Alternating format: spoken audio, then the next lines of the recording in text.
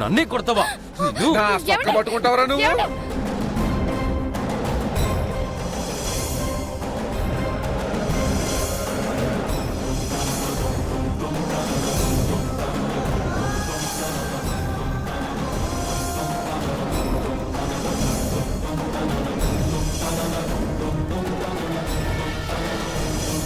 గొడవ పడుతుందయ్యా అన్నయ్య, వదలండి. అన్నయ్య, సంబంధాలు చూడమని నేను మీకు చెప్పానా?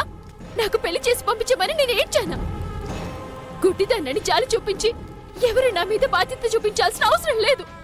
నా పనులు నేను చేసుకోగలను. నా కోసం ఎవరు ఏం చేయాల్సిన అవసరం లేదు. ఇలా కొట్టుకోవాల్సిన అవసరం అసలు లేదు. దయచేసి ఇక్కడి నుంచి వెళ్ళిపోండి, వెళ్ళిపోండి, వెళ్ళిపోండి, వెళ్ళిపోండి.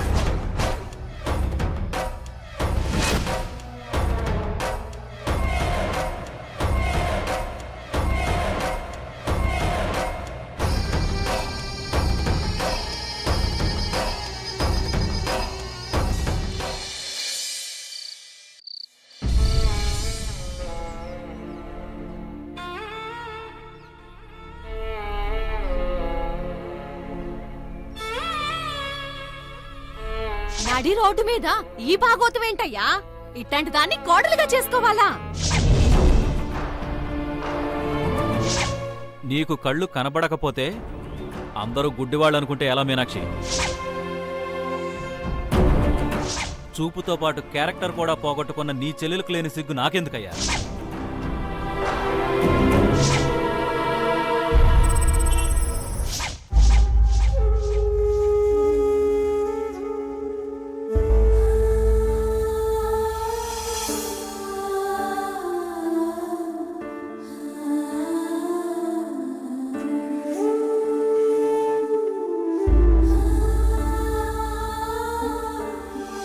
మీనాక్షి, వంట పూర్తయింది, భోంచేద్దుగన్రా.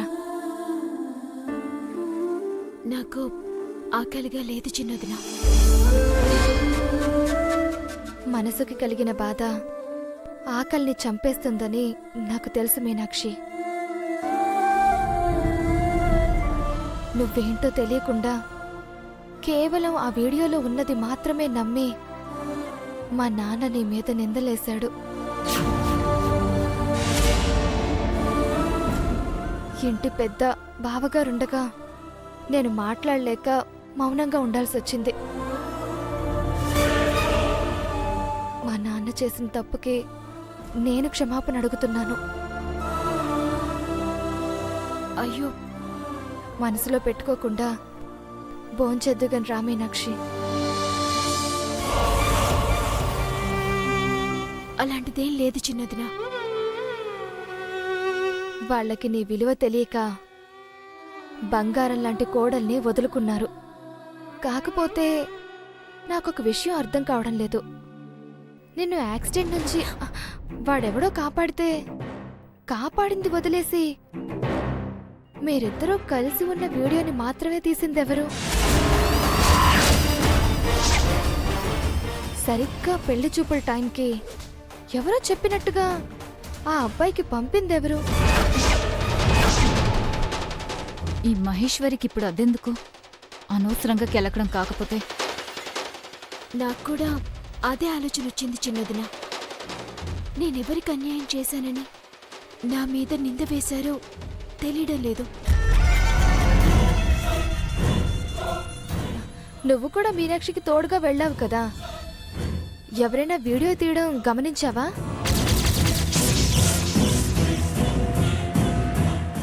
ఆ సమయంలో నేనక్కడ లేను. సాయిని తీసుకొని ఫ్రూట్స్ కోసం వెళ్ళాను. నాకెందుకో ఇదంతా ప్లాన్ అనిపిస్తుంది మీనాక్షి. నీకు యాక్సిడెంట్ అవ్వబోవడం, వాడెవడో కాపాడితే వీడియో తీయడం, మనకి తెలియకుండానే మన ఫ్యామిలీ మీద ఎవరో కోపం పెంచుకున్నారు. అందుకే ఇదంతా చేస్తున్నారని నాకు అనిపిస్తోంది. ఇదేదో పెద్ద సిఐడి ఆఫీసర్ లాగా ఇన్వెస్టిగేషన్ చేసినట్టు అనుమానాలతో చావగొడుతుంది. దీని స్పీడ్కి బ్రేకులు వేయకపోతే ప్రమాదం.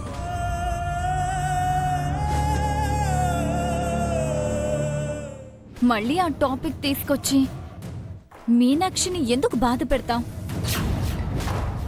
నేను హోటల్ నుంచి క్యారేజ్ తెప్పించాను, ముందు భోజనం చేయి మీనాక్షి. హోటల్ నుంచా? నేను అందరికీ కలిపి వంట చేసేసానక్క. మళ్ళీ క్యారేజ్ ఎందుకు? ఉదయం పెద్ద గొడవ అయింది కదా, అన్నాదమ్ములు ఇద్దరూ చేయి చేసుకునే వరకు వెళ్లారు. నాకేమో వంట రాదు, అనవసరంగా మళ్ళీ ఈ విషయంలో కూడా గొడవ ఎందుకని నేను క్యారేజ్ తెప్పించాను. రక్త సంబంధంలో వచ్చిన గొడవలు నీళ్ళని కత్తితో కోయడం లాంటిది పెద్దదినా. గొడవలొచ్చినా కలిసిపోతారే తప్ప పెద్దగా చేసుకొని విడిపోవు. కత్తితో నీటిని విడగొట్టలేమేమో కానీ ఆనకట్టతో ఏదైనా చేయొచ్చు. అన్నాదమ్ములిద్దరూ వేరు కావడానికి నేను గోడలా మారతానుగా. చిన్నదినా, నాకు ప్లేట్ ఇవ్వు.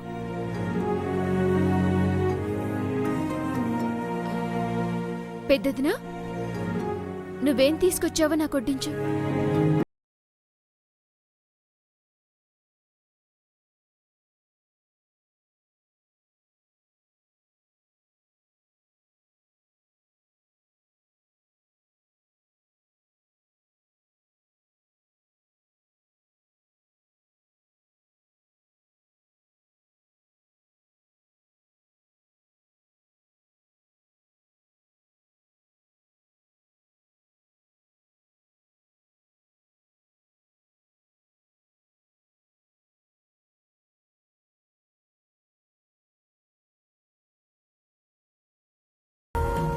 కూరతో కలిస్తే అన్నం రుచిగా ఉంటుంది. మమకారంతో కలిసుంటే అనుబంధాలు గట్టిగా ఉంటాయి. ఇంట్లో ఏ సమస్య వచ్చినా మనమందరం ఇలా కలిసుంటేనే మన మధ్య మళ్ళీ ఏ గొడవ రాదు. వచ్చినా వెంటనే కలిసిపోతాం.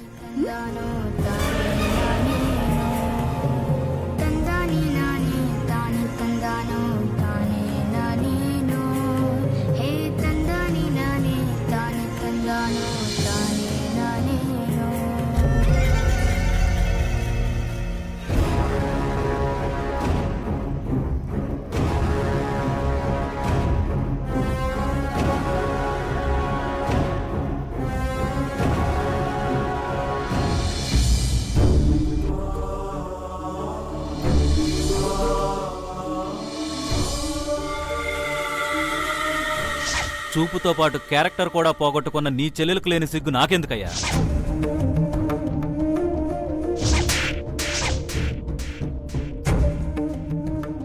చెయ్యని తప్పుకి అంత పెద్ద నింద వేసేసరికి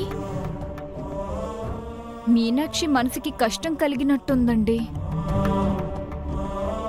సంబంధం చూస్తానికి వచ్చిన వాళ్ళంటే ఈ వీడియో చూసి నమ్మారు. ఈ కూటమి నిజాయితీకి ఏమైనది? మా మీనాక్షి అట్లాంటిది కాదా అని వాళ్ళకి చెప్పకుండా నసలి మీద నిందలేస్తాడా? మీనాక్షి మీద నింద వేస్తే బావగారికి కోపం రాకుండా ఎందుకుంటుంది? మీరైనా మా నాన్నకి తప్పు అని చెప్పకుండా సపోర్ట్ చేయడం తప్పండి. పెద్ద మనిషిని కూడా చూడకుండా అన్నయ్య చేయడం తప్పు కాదా మరి? మీరంటే చెల్లిని అన్నారన్న కోపంతో బాబాయ్ గారి మీద చెయ్యెత్తారు. మీ తమ్ముడు అది అర్థం చేసుకోకుండా మీ మీదే ఎదురు తిరిగాడేంటండి?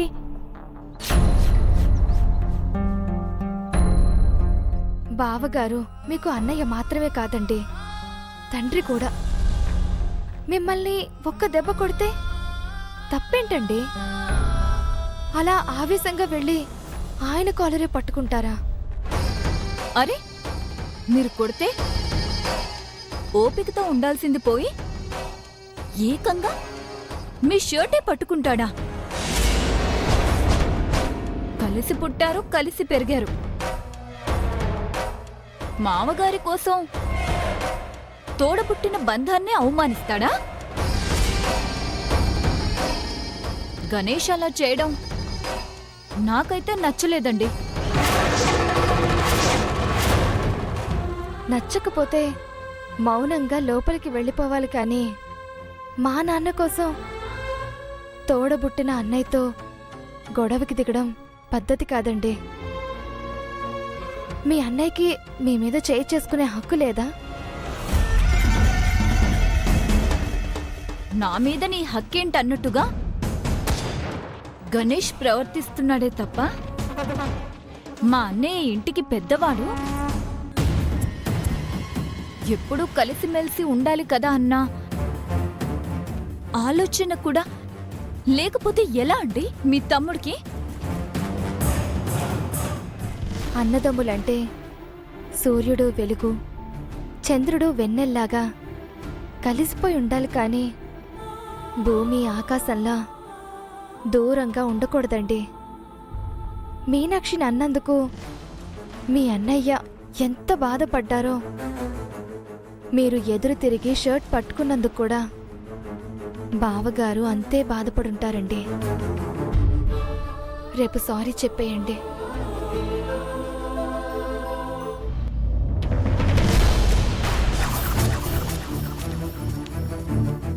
సరే, ఆవేశంలో మీకు ఎదురు తిరిగాడు,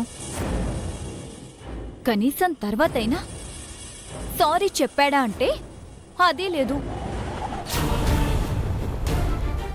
చదువుకుంటున్నాడు కదా, మీకు చదువు రాదని పొగరు.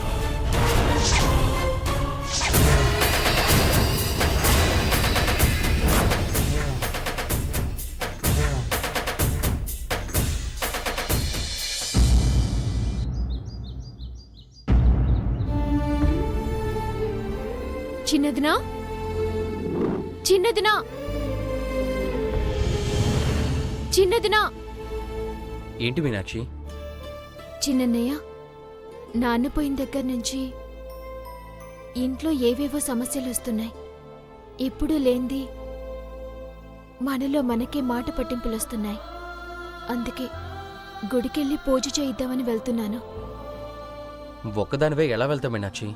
మీ చిన్నదిని తొడుగా తీసుకెళ్ళు. అందుకే అన్నయ్య చిన్నదిని పిలుస్తున్నాను. మహేశ్వరి, మహేశ్వరి! ఏంటండి? మీనాక్షి గుడికెళ్ళాలంట, తొందరగా రా. నేను గుడికి వెళ్ళకూడదండి. ఎందుకు? గణేష్ భార్య మహేశ్వరికి గుడిలోకి అనుమతి లేదని గుడి బయట బోర్డు ఏమైనా పెట్టారా? వెళ్ళరా. అబ్బా అన్నయ్య, పుస్తక జ్ఞానమే కాదు, లోక జ్ఞానం కూడా తెలుసుకో. వదినా, నాకు అర్థమైందిలే, నేను వెళ్ళొస్తానులే. నాకేం అర్థం కాలేదు. సరే మీనాక్షి, తోడుగా నేను వస్తాను పద. సరే అన్నయ్య, నేను పూజ సామాన్ తీసుకొస్తాను. ఉమ్.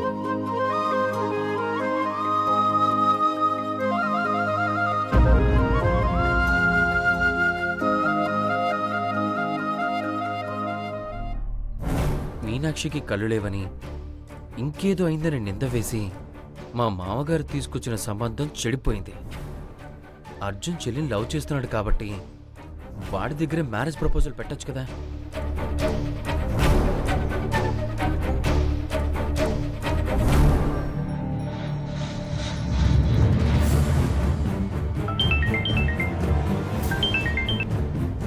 చెప్పరా గణేష్?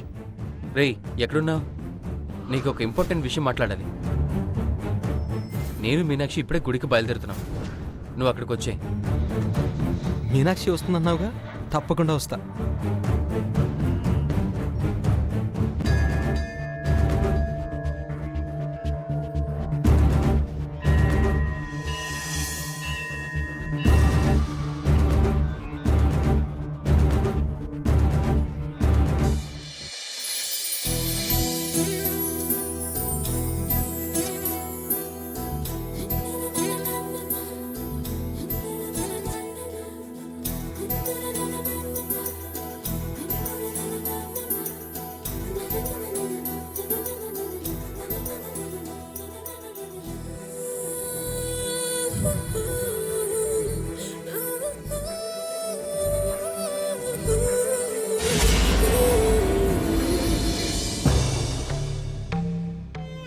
మీనాక్షి బాగున్నావా? నీ చూపులోని భావం అర్థమైపోయింది మీనాక్షి. మీ ఇంట్లో జరిగిన పరిస్థితులు తెలిసాక కూడా బాగున్నావా అని అడగడం కరెక్ట్ కాదు కదా.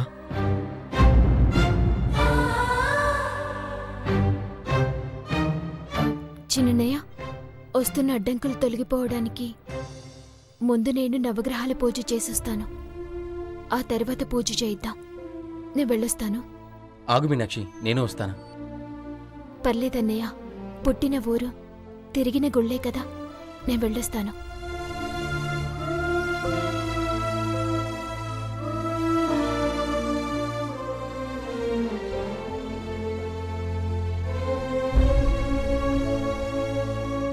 రేయ్, నేను పక్కనే ఉన్నాను. ఎంత ఫ్రెండ్ అయినా కొంచెం అన్న రెస్పెక్ట్ ఇవ్వరా? సారీరా.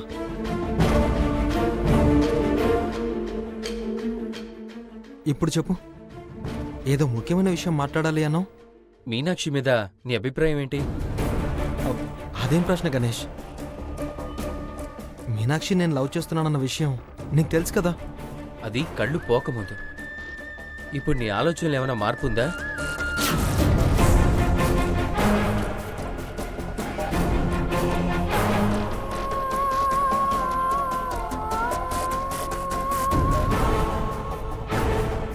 రే గణేష్, కళ్ళు పోతే మాత్రం గుణగణాలు మారతాయా? ప్రేమకి పుట్టుకే తప్ప చావులేదురా. ఒక్కసారి ప్రేమ అన్న భావన హార్ట్ని టచ్ చేశాక పర్మనెంట్ టాటూలా ఉండిపోవాల్సిందే తప్ప చెరిగిపోదురా. ఇష్టపడిన మనిషి మీద అభిప్రాయం, మనసు మారిందంటే దాన్ని ప్రేమ అనర్రా, ఇన్ఫాక్చుయేషన్ అంటారు.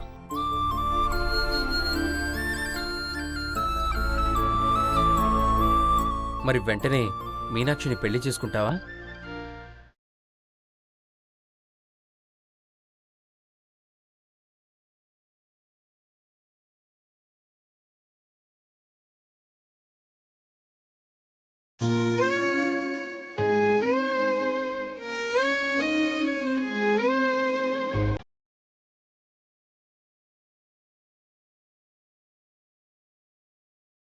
మాట్లాడవేంట్రా?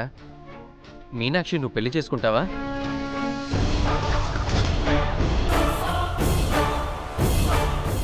నేను మీనాక్షిని లవ్ చేస్తున్నానన్న విషయం నీకు చెప్పినంత ధైర్యంగా తనతో చెప్పలేకపోతున్నానురా. నా గురించి తను ఏమనుకుంటుందో తెలీదు. మీనాక్షిని నేను ఒప్పిస్తాను. మా ప్రోడక్ట్ బాగుంటుందని ఒప్పించడానికి ఇది బిజినెస్ కాదురా. జీవితాంతం కష్టసుఖాల్లో పాలు పంచుకుంటూ ప్రయాణం చేయాల్సిన పెళ్ళి. మీనాక్షి మనస్ఫూర్తిగా ఒప్పుకుంటే నాకే అభ్యంతరం లేదు. నిన్ను మ్యారేజ్ చేసుకోవడానికి తను మనస్ఫూర్తిగా ఓకే అంటే మీ పేరెంట్స్ నువ్వు ఒప్పిస్తావా? మీనాక్షికి ఏం తక్కువని బలవంతంగా ఒప్పించాలరా? ఇంతకన్నా మంచి కోడలు మా అమ్మా నాన్నలకి ప్రపంచంలో ఎక్కడా దొరకదురా.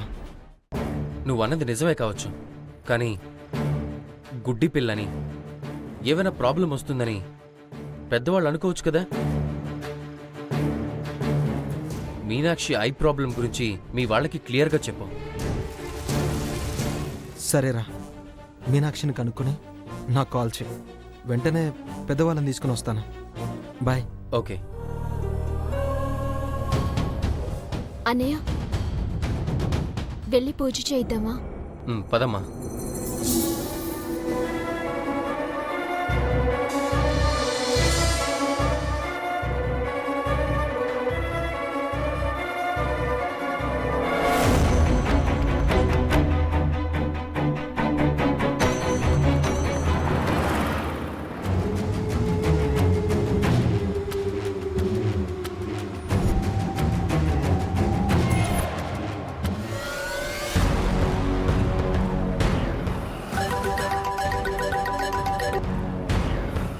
చెప్పండి డాడీ. బేబీ, నేను ఎయిర్పోర్ట్కి వెళ్లే దారిలో ఉన్నాను. ముంబై వెళ్తున్నాను. ఆ విషయం చెప్దామని కాల్ చేశాను. సడన్ గా ఈ ప్రయాణం ఏంటి డాడీ? ఏదైనా బిజినెస్ పనా? కాదు బేబీ, నిన్న నాకు తెలిసిన ఒక ఐ స్పెషలిస్ట్ దగ్గర మీనాక్షి కళ్ళు చెక్ చేయించాం కదా. అతను రిపోర్ట్స్ అన్నీ చెక్ చేసి ముంబైలో ఒక డాక్టర్ని రిఫర్ చేశారు. ఆ డాక్టర్ వల్ల మీనాక్షికి కన్ఫామ్గా కళ్ళొస్తాయంట. ఈరోజు నైట్ ఫ్లైట్కే ఆ డాక్టర్ని తీసుకొని తిరిగి వస్తాను. రేపే మీనాక్షికి చెకప్లన్నీ పూర్తి చేయించి అన్నీ కుదిరితే ఎల్లుండే ఆపరేషన్ చేయిద్దాం. మీనాక్షికి చూపొచ్చేలా చేయాలన్న నీ ఆశ 2 రోజుల్లోనే నెరవేరే అవకాశం ఉంది. ఈ గుడ్ న్యూస్ నీకు చెప్పాలనే కాల్ చేశాను. మీనాక్షి కూడా ఈ విషయం చెప్పు, హ్యాపీగా ఫీల్ అవుతుంది. ఉంటాను బేబీ.